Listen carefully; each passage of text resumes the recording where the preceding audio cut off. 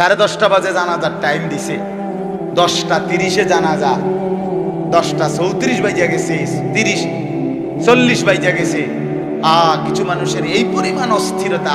এই মিয়া, time table ঠিক রাখো না। কইলা 10:30টায় জানাজা, 10টা মিনিট ওভার হয়ে গেছে, কতক্ষণ খাড় করায় রাখবা? মানে উনি ব্যস্ত, ওনার এই 10 মিনিট সময় নাই। আল্লাহর কসম বন্ধু, এই মানুষটাও এরকম ব্যস্তই ছিল।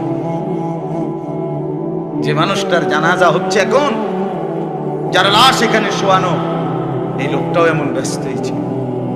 তার হাতেও একদিন সময় ছিল না। আজ গোটা পৃথিবী সব আগার জায়গায়, এই বেচারা শুধু নিস্তব্ধ। চোখের সামনের জলজ্জান্ত মানুষটা স্তব্ধ, আর হাত নড়ে না, পাও নড়ে না, আর চোখ নড়ে না, জিহ্বা নড়ে।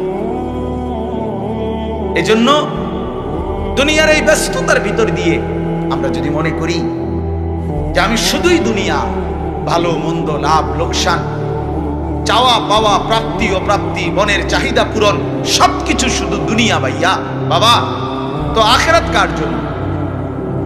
কবর কার জন্য? তাইলে নবীজি সাল্লাল্লাহু আলাইহি সাল্লাম কাকে তাইলে আখিরাত বুঝাইতে চাইছেন? আল্লাহর কোরআন এমন কোন সূরা নাই, কোরআন শরীফের 114টি সূরা, 114টি সূরার এমন কোন সূরা নাই, এমন কোন রুকু নাই কোরআনে যেখানে আখিরাতের কথা, পরকালের কথা আলোচনা নাই। এই পরিমাণ আল্লাহ তাআলা আখিরাত, পরকাল, পুনরুত্থান, হাসরের মাঠ, এগুলো আল্লাহ তাআলা এতবার বলছেন, অস্বীকার করার, পাশ কাটার কোন সুযোগ নেই। কোরআন শরীফে আছে সূরা মুলকের মধ্যে, জাহান্নামী যখন চিৎকার করবে, জাহান্নামের ফেরেশতারা তখন বলবে, আলাম ইয়াতিকুম নাদির, এই নাফরমান, তোমারে কি কেউ কোনোদিন জাহান্নামের ভয় দেখায় নাই? ক্বালু বালা, সে বলবে, হ্যাঁ, কাদ জাআনা নাদির, আমার কাছে বহু ভয় প্রদর্শনকারী বান্দা এসেছিল। কত ইমাম, কত খতিব, কত আলেম, কত ওয়াইজ, কত বক্তা, কত পীর, কত মাশায়েখ, কত আউলিয়া, কত বুজুর্গ চোখের পানি ফেলে ফেলে বারবার আমার এই জাহান্নামের কথা বলছিল, কিন্তু ফাকাদ্দাবনা, আমি মিথ্যা মনে করেছি। অকুলনা মা নাযালাল্লাহু মিন শাই, আমি আরো বলছি এগুলো আল্লাহ বলে নাই, তোমরা মোল্লারা, মুন্সিরা তোমরা বানায়া বলো।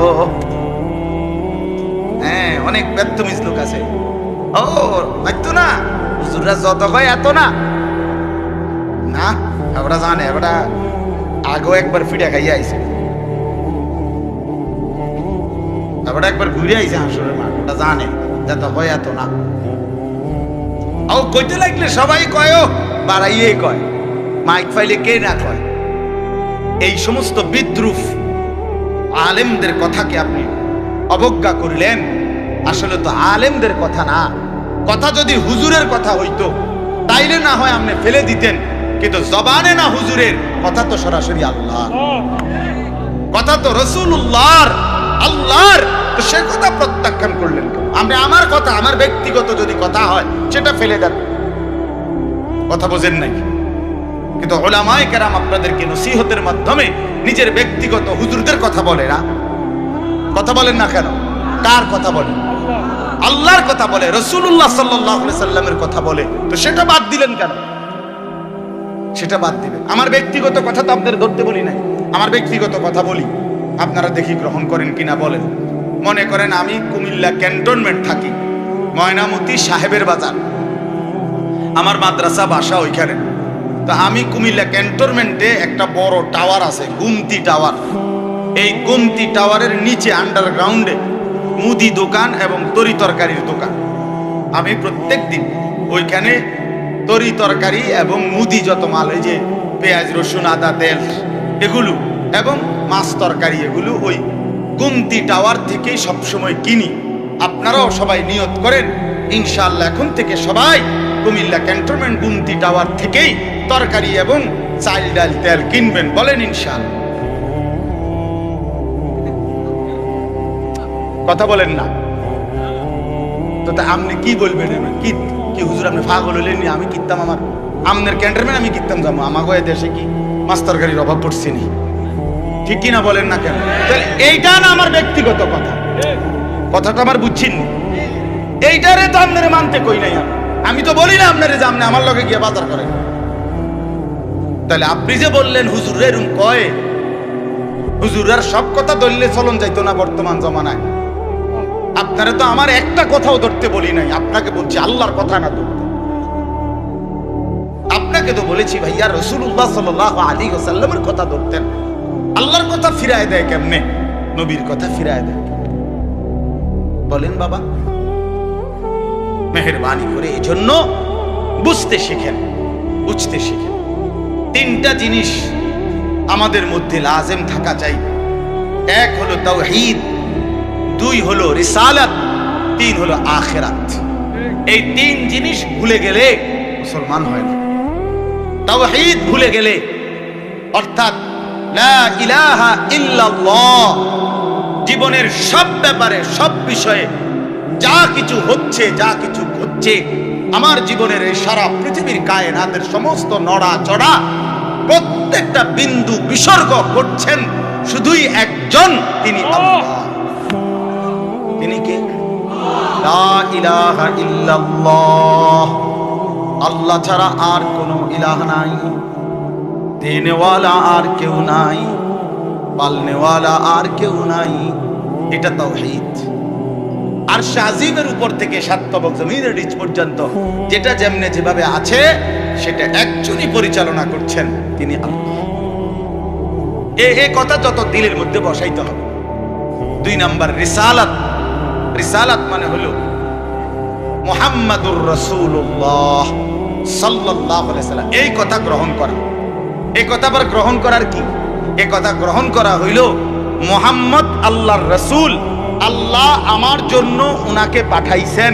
অতএব আমার জীবনের হাসি কান্না আনন্দ বেদনা, রাত দিন, ঘর সংসার বাজার ব্যবসা, আয় রোজগার, স্ত্রী পুত্র পরিজন, কদম কদম বিন্দু বিন্দু নিঃশ্বাস নিঃশ্বাস আমি অনুসরণ করব একজনকে, তিনি মুহাম্মাদুর রাসূলুল্লাহ সাল্লাল্লাহু আলাইহি ওয়াসাল্লাম।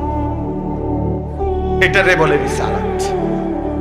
এটাকেই বলে নবী সাল্লাল্লাহু আলাইহি সাল্লামকে চেনা, এটাকেই বলে নবী সাল্লাল্লাহু আলাইহি সাল্লামকে ভালোবাসা, এটাকেই বলে নবী সাল্লাল্লাহু আলাইহি সাল্লামকে অনুসরণ। আমার ভাইয়া, আল্লাহর দোয়াই আপনি আপনার জায়গাতেই থাকেন, আপনি আপনার তরিকাতেই থাকেন, আপনি আপনার পীরের কাছেই থাকেন, যে যেখানে আছেন থাকেন, কোনো অসুবিধা নাই। শুধু নিজেরে ধোঁকা দিয়েন না, ধোঁকা খাইয়েনও না, কাউরে ধোঁকা দিয়েনও না। আল্লাহ রাসূল বলছে আল মুমিনু লা ইয়াখদাউ ওয়ালা ইউখদাউ। খেয়াল করে শুনেন এই কথাটা। মুমিন, নবীজি বলছে, কোন ইমানদার কাউকে ধোঁকা দেয় না। খোদার কসম নবী বলছে ইমানদার ধোঁকা খায়ও না। লা ইয়াখদাউ অর্থ সে ধোঁকা দেয় না, ওয়ালা ইউখদাউ অর্থ নিজেও ধোঁকা খায় না। অতএব রাসূলুল্লাহ সাল্লাল্লাহু আলাইহি সাল্লামের সাথে সম্পর্ক, ভালোবাসা, মহব্বতের সবটা 100 অনুসরণের মাধ্যমে, অনুসরণের মাধ্যমে, অনুসরণের মাধ্যমে। চেহারায় যার দাড়ি নাই সে রাসূলকে ভালোবাসে না, ঘরে যার স্ত্রী বেপরদা সে রাসূলকে ভালোবাসে না, উপার্জনের মধ্যে যার হালাল নাই সে রাসূলকে ভালোবাসে না, জীবনে যার সুন্নত তরিকার অনুসরণ নাই সে আল্লাহর রাসূলকে কশিন কালেও ভালোবাসে না। ভালোবাসে বললে এটা ভালোবাসার নামে ধোঁকা, মিথ্যাবাদিতা ছাড়া আর কিচ্ছু না। হ্যাঁ,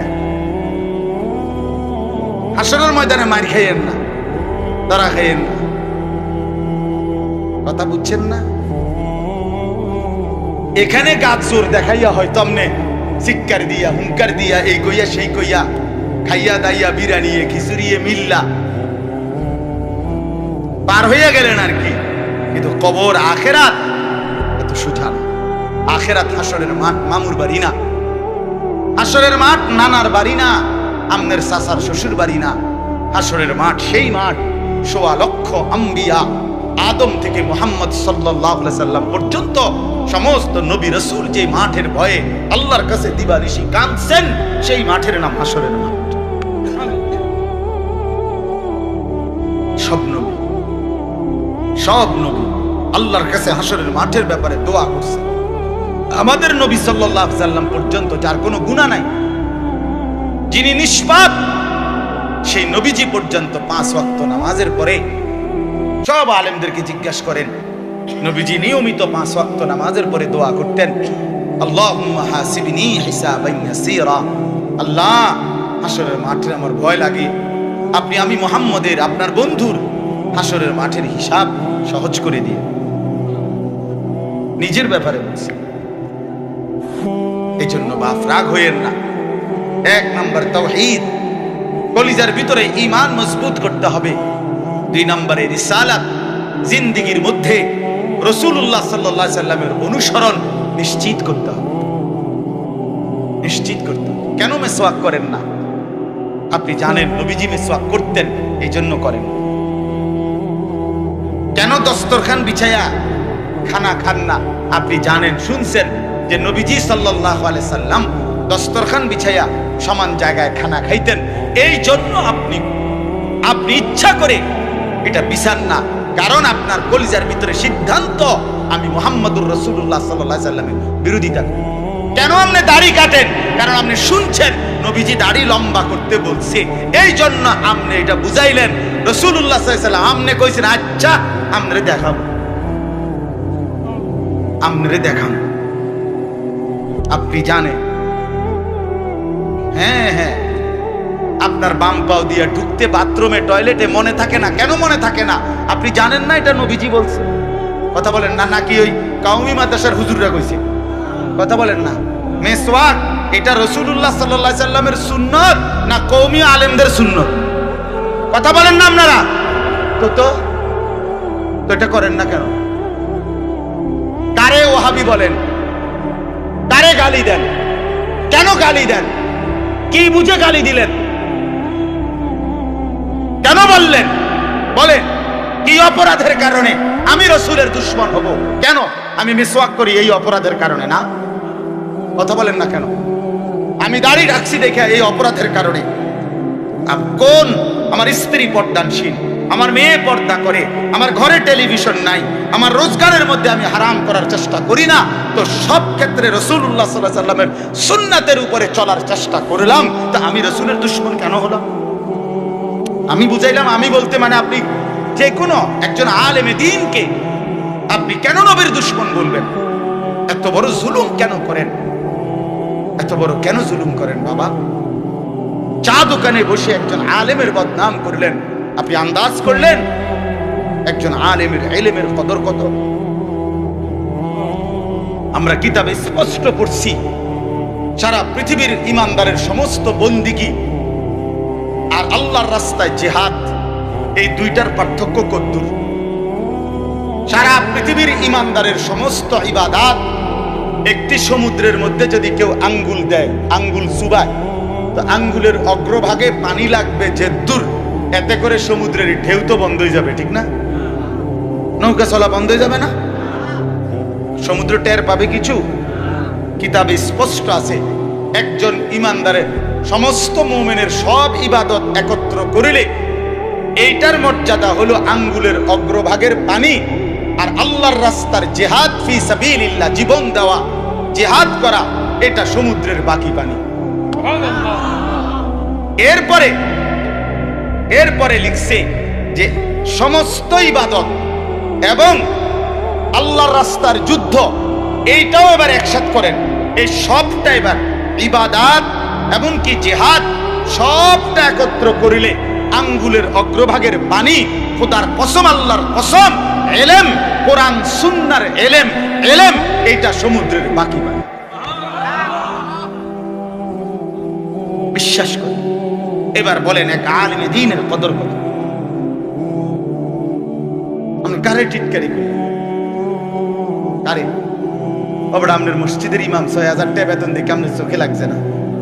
বেটার বেতন কম। হ্যাঁ, বেটার বেতন কম তো আপনি না কম দিছেন, উনি নি কম নির্ধারণ করছেন, আপনি না তারে মূল্যায়ন করেন না। কথা বলেন না কেন? আমাদের সমস্ত একটা স্পষ্ট কথা খেয়াল করেন, যদি এক সমস্ত মুসলমানের টার্গেট হইতো যে আমি প্রত্যেক বিষয়ে আল্লাহর কোরআন রাসূলের সুন্নাত মোতাবেক চলবো, তাইলে এই পৃথিবীতে মসজিদের ইমামের চাইতে ব্যস্ত জিন্দেগি আর কেউ পালন করার কথা ছিল না। কেন? ওই মহল্লার সমস্ত মানুষের ঈমান, ইসলাম, আখিরাতের সমস্ত দিক নির্দেশনা সারাক্ষণ উনাকে দিতে হইতো। তখন উনার কদরও হইতো অনেক, তখন উনার বেতনও হইতো অনেক, উনার হাদিয়াও হইতো অনেক। কিন্তু আমাদের কলিজার ভিতরে আখিরাত লাগে না মনে হইছে, কোরআন তেলাওয়াত লাগে না, রাসূলের সুন্নাত লাগে না। মেয়ের বিয়েটার মধ্যে নবীর সুন্নাত কি এটা জানার দরকার নাই, ছেলের বিয়েটার মধ্যে নবীর সুন্নাত কি এটা জানার দরকার নাই। ওই হদ্দার মাতব্বর মিল্লা তারা ঠিক করছে বিয়েটার মধ্যে চেয়ার হইব 200, টেবিল হইব মোট 30টা, গেট হইব একটা 70,000 টাকা দামের গেট, হাইয়েস্ট গাড়ি যাব 60টা, প্রত্যেকটার মধ্যে বেড়া বেড়ি মিল্লা বইব 14 জন, তো 5টার মধ্যে 5, 14, 70 জন। এরপরে দিয়া গেটে দিব 2000, বাজে খরচ হইলো 3000, এই হইলো 5000। এগুলো হইলো হিসাব। আর হুজুরেরা আইয়া কয়ে গেছে রবিবারে মাইয়াগার বিয়া, দুপুরে দুগা ভাত খেয়ে যায়। বুঝেন নাই?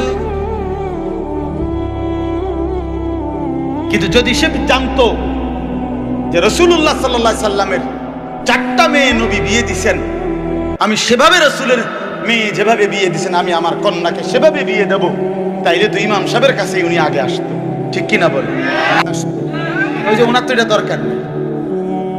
কি আপনার বাড়িতে 3 দিন ধরে ডেক সেট বাজে, হ্যাঁ হুজুর আসলে কিতা করবো, শরম দিয়ে না, ফুলাইনে আউশ করছে, ফুলাইনে সব করছে।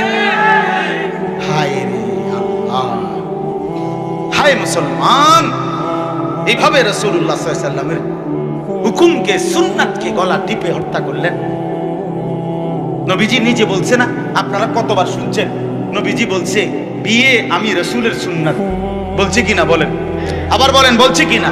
তাহলে যার সুন্নাত তার মতো হইতে হবে না?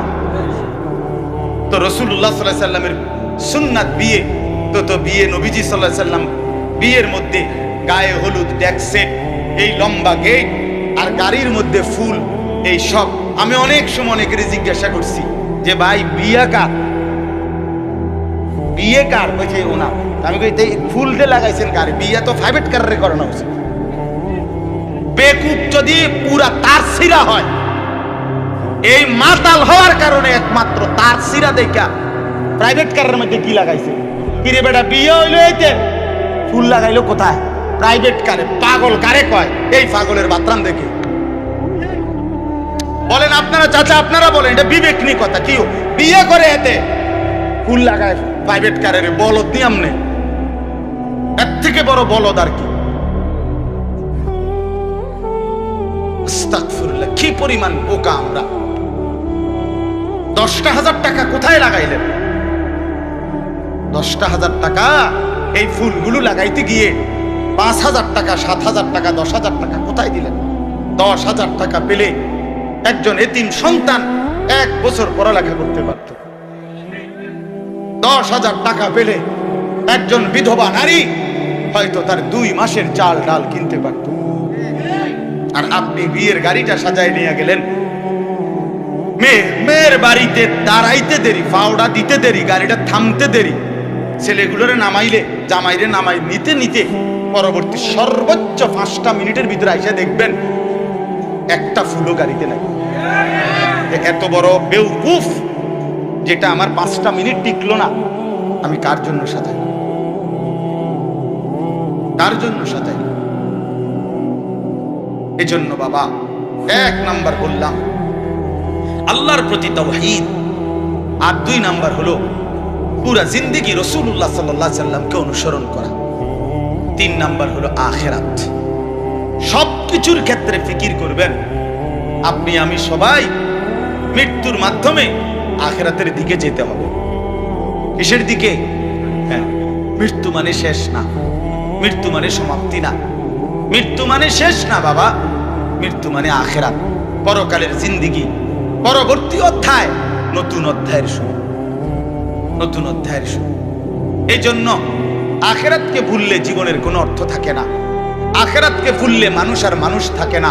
বিশ্বাস করেন, পরকালের অনুভূতি যার নাই, কবরের অনুভূতি যার নাই, হাসরের ময়দানের বিবেক যার নাই, আল্লাহর কসম ওই ব্যক্তির জীবনের কোনো নিয়ন্ত্রণ নাই, সে যা ইচ্ছা তাই করে, জন্তু জানোয়ার যা করে। সমস্ত মানুষ যারা অপরাধ থেকে বেঁচে থাকে এবং পুণ্য কর্ম উত্তম কাজে লেগে থাকে, তার একটা মূল ফিকির তার কলিজার ভিতরে এটা আছে, আমি গুনাহ থেকে বাঁচতে হবে, আমি নেক কাজ করতে হবে। কেন? আমাকে আখিরাতে যেতে হবে। কথা বলেন না কেন? যে গুনাহ থেকে বাঁচে, কেন বাঁচে? আখিরাত আছে। যে নেক কাজ করে, কেন করে? আখিরাত আছে, আখিরাত আছে। এই জন্য এই তিন জিনিস শেখা দরকার, কলিজার মধ্যে আনা দরকার। তাওহীদ, রিসালাত, আখিরাত। বলেন কি? তাওহীদ মানে লা ইলাহা ইল্লাল্লাহ, বলেন। রিসালাত মানে মুহাম্মাদুর রাসূলুল্লাহ, আর আখিরাত মানে পরকাল। এখন আসেন শেষ অংশে। আখিরাতের এই পুরা আখিরাতের পরকালের জিন্দেগিটার উদ্বোধন, শুরু মৃত্যু। মৃত্যুর মাধ্যমেই শুরু হয়। এই আমি শুধু যে আয়াতটুকু পড়ছি আপনাদেরকে শুধু তর্জমা শুনাই।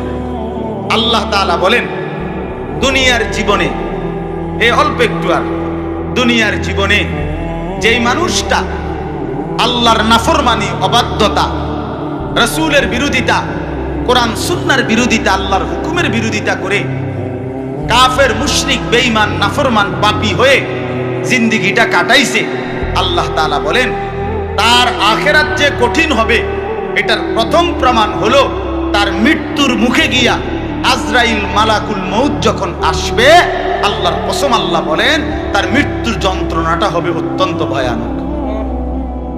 এটা দিয়েই শুরু হবে। সে মালাকুল মউত আজরাইলকে দেখেই আর তার রূহ কবচ দেখেই সে বুঝে ফেলবে তার পরবর্তী স্টেজ বড় বিপজ্জনক, তার সামনের জিন্দেগি বড় বিপজ্জনক। আল্লাহ তাআলা বলেন সমস্ত নাফরমান ব্যক্তির জান কবজের মুহূর্তটা খুব বেশি যন্ত্রণাদায়ক, খুব বেশি যন্ত্রণাদায়ক, খুব বেশি। এই যন্ত্রণার সিস্টেম হইল, নবীজি বলছেন প্রত্যেক নাফরমান পাপী, হাদিসের মধ্যে আছে নেককার ব্যক্তি ফেরেশতা আজরাইল অত্যন্ত সুন্দর আকৃতিতে নেককার ব্যক্তির কাছে আইসা তার রূহ কবজের সময় বলবে, হে পবিত্র আত্মা, আল্লাহর সন্তুষ্টি নিয়ে তুমি বের হয়ে আসো। আল্লাহ রাসূল সাল্লাল্লাহু আলাইহি সাল্লাম বলেন কোন পাত্র থেকে পানি যেভাবে ঢেলে দেয়, এটা যেরকম আরামসে পড়ে যায়, বের হয়, আল্লাহর কসম নবীজি বলেন নেককার ব্যক্তির রূহটা মালাকুল মউত আজরাইলের হাতে এরকম আরামসে চলে আসবে। আর আল্লাহর নবী সাল্লাল্লাহু আলাইহি সাল্লাম বলেন কোন নাফরমান পাপী এক নম্বরে তার মৃত্যুর সময় প্রথম হলো ফেরেশতা মালাকুল মউত আজরাইল অত্যন্ত নিকৃষ্ট, বিভৎস, কুৎসিত চেহারা নিয়ে তার সামনে দাঁড়াবে। আমার কাছে আরবি কিতাব আছে, ইমাম কুরতুবির কিতাব আত-তাযকিরা, এই কিতাবের মধ্যে আছে ইব্রাহিম আলাইহিস সালাম একবার আজরাইলকে বলছিল, আজরাইল কোন নাফরমান পাপী ব্যক্তির যে সময় জান কবজ করো তখন তুমি যেই চেহারা নিয়ে তার সামনে দাঁড়াও ওইটা আমার একটু দেখাও। কিতাবে আছে আজরাইল বলছে ইব্রাহিম আলাইহিস সালামকে যে আল্লাহর কসম আপনি সহ্য করতে পারতেন না। ইব্রাহিম আলাইহিস সালাম বলেন না, তুমি আমারে দেখাও, আমি দেখুমই। তো আজরাইল ওই আকৃতিটা ধারণ করছে। কোন পাপীর রূহ কবজের সময় উনি যেই চেহারা ধরে, অত্যন্ত নিকৃষ্ট, কুৎসিত চেহারা। তো কিতাবে স্পষ্ট আছে, ইমাম কুরতুবী বলেন ইব্রাহিম আলাইহিস সালাম চিৎকার দিয়া বেহুশ হয়ে গেছে। লম্বা সময় পরে হুঁশ আসার পরে উনি চোখের পানি ফেলে আল্লাহকে বলছে, আল্লাহ তোমার কোন নাফরমান বান্দা পরবর্তীতে কবরের আযাব, হাসরের আযাব, জাহান্নামের আযাব আর কিছুই লাগবে না, শুধু কেবল আজরাইলের এই বিভৎস চেহারার যদি একবার দেখে তার ৬০ বছরের নাফরমানির শাস্তির জন্য এটাই যথেষ্ট, এটাই যথেষ্ট। আল্লাহ নবী সাল্লাল্লাহু আলাইহি সাল্লাম বলছেন, কোরআনে আল্লাহ বলছেন, এই মালাকুল মউত আজরাইল যখন কোন পাপী নাফরমানের জান কবজ করতে আসবে, প্রথম এই কলিজাটার ভেতর থেকে যে রূহ আছে, এই কলজার ভিতরে, কলবের ভিতরে যে রূহ, এই রূহটা ধরে টান মারবে যখন, একটা টানে কলিজাটা ছিঁড়া, রূহটা ছিঁড়া এই কণ্ঠনালী পর্যন্ত চলে আসবে। কাল্লা ইযা বালাগাতিত তারাকিয়া, কাল্লা ইযা বালাগাতিত তারাকিয়া। আর কিছুই না বান্দা, শোনো, যখন নাফরমান তোমার জান কবজের সময় রূহটা চলে আসবে কণ্ঠনালীতে, এবার রূহটা বের হতে চাইবে না, বের হতে চাইবে না, নাফরমান ছটফট করবে। আর ফেরেশতা আজরাইল, ফেরেশতা ছিঁড়া বিরা কোন জিনিসকে, কোন ধারালো লোহা, শিক, এটা যদি আগুনের মধ্যে, আপনার আগুনে পুরানো জিনিসের মধ্যে টান দেয়, তাহলে যেরকম ছিঁড়া বিরা আসে, আল্লাহর কসম, আল্লাহ রাসূল বলছে, আজরাইল যখন রূহ ধরে আবার টান মারবে, তো সমস্ত তোর শরীর ছিন্ন ভিন্ন করে এই রূহ বের করে।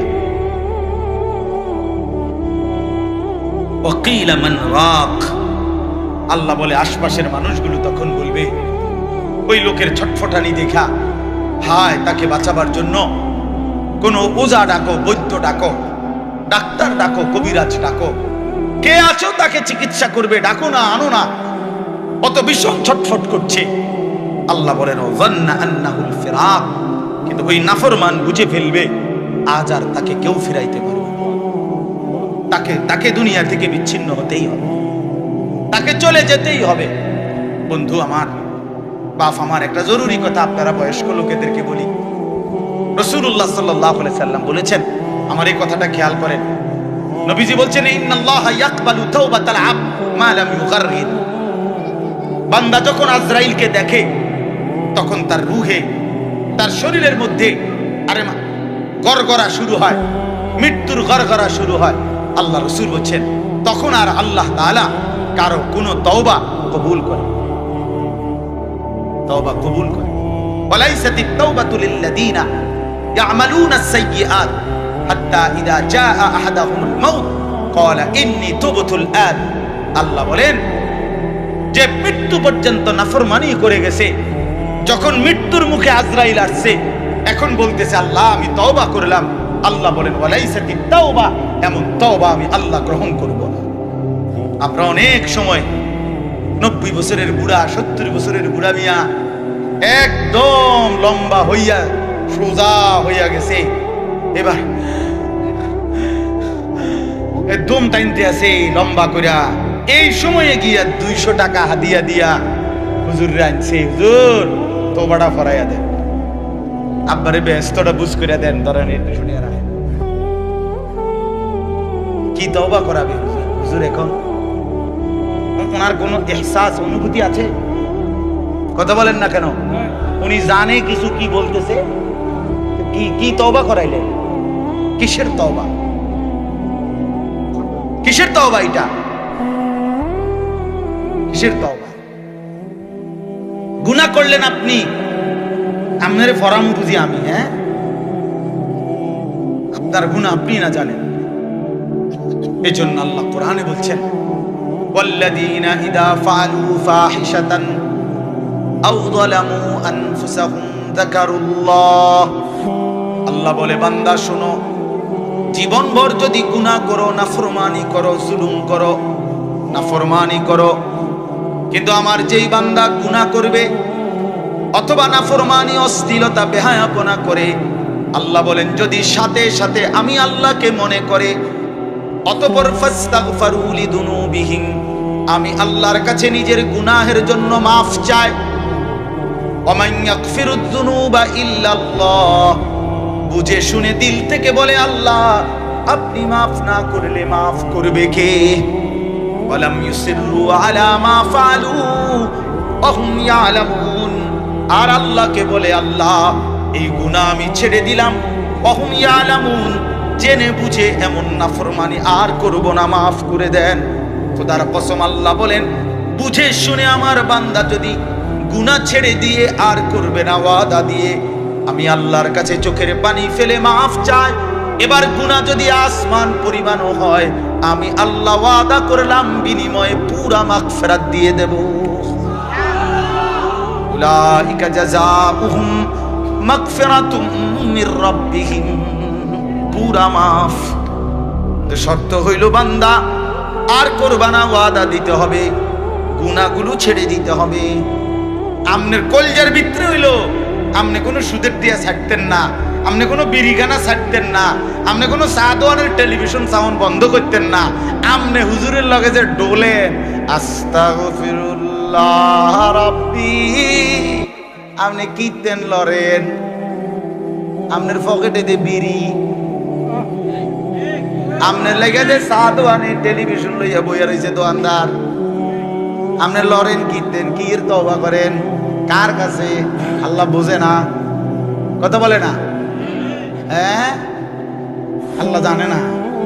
এটারই নি কয় তওবা। টেলিভিশনের দিকে চাইয়া চাইয়া কয় তওবা তওবা তওবা তওবা। আরে কিতে রে বাবা রে, দেশটার মধ্যে কি শুরু হইল? আপনি যেটি চাইতে আছেন এটি শুরু হয়েছে। আস্তাগফিরুল্লাহ, আস্তাগফিরুল্লাহ। এজন্য বাবা, জওয়ান হন, বৃদ্ধ হন, গুনাহ ছাড়তে হবে এখন। কখন বলেন? ওই বাবা বলেন না কখন? এখন এখন এখন, আজ। গুনাহ করলেন যখন, ছাড়বেন তখন। দিল, দিমাগ, আকল, হুঁশ আছে যখন, এটা মনে রেখে। আল্লাহ তাআলা বলেন ওয়াযান্না আন্নাহুল ফিরাক, আশপাশের লোকজন তো ডাক্তার কবিরাজ লইয়া ডাকাডাকি করছে, কিন্তু সে বুঝে ফেলছে তাকে দুনিয়া থেকে আলাদা হবে, আর থাকতে পারবে না। ওয়ালতাফাতিস সাকু বিসাক, আল্লাহ তাআলা বলেন ভয়ে আর আতঙ্কে নাফরমান পাপী জান কবজের সময় তার দুইটা পাও মিলাইবার মতো ক্ষমতাও আর তার থাকবে না।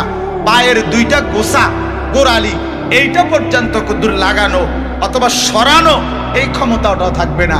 এতটা ভয়ে আতঙ্কে পাও নিয়ে পড়ে থাকবে যে পায়ের গোছা গোড়ালিটা পর্যন্ত নাড়াইতে পারবে। ইলা রাব্বিকা ইয়াউমাইদিনিল মাসাক, আর এই অবস্থাতেই তাকে আল্লাহ তাআলার কাছে পৌঁছতে হবে। কার কাছে বলেন না? এবার দেখেন এই কথাটা ছেলেরা তোমরা শোনো, শুনো, চাচারাও শোনেন, নওজোয়ান তোমরাও শোনো। চারটা আয়াতে কোরআনুল কারীমে আল্লাহ বলছেন, মোট 4 জায়গায়, যে আল্লাহ বলছেন মৃত্যুর যন্ত্রণা নাফরমানের অত্যন্ত কঠিন। এই জান কবজের সময় একেবারে সব সিরালাবে। তো এইটা আল্লাহ বলছেন মৃত্যুর যন্ত্রণা সবচেয়ে বেশি কঠিন, যে মৃত্যুর রুহু কবজের এটা কার হবে, কার জান কবজের সময় যন্ত্রণা হবে কঠিন।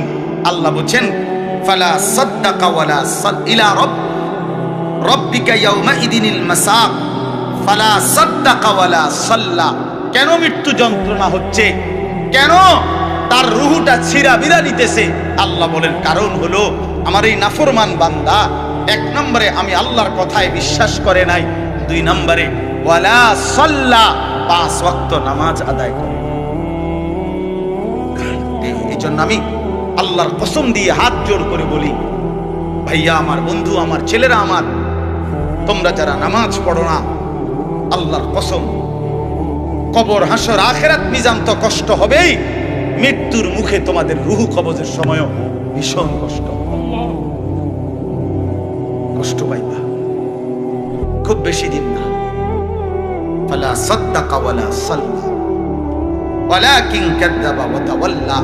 আল্লাহ বলেন বরং সে আমার কথা মিথ্যা মনে করেছে, আর আমি আল্লাহর হুকুম থেকে মুখ ফিরাই দিয়েছি।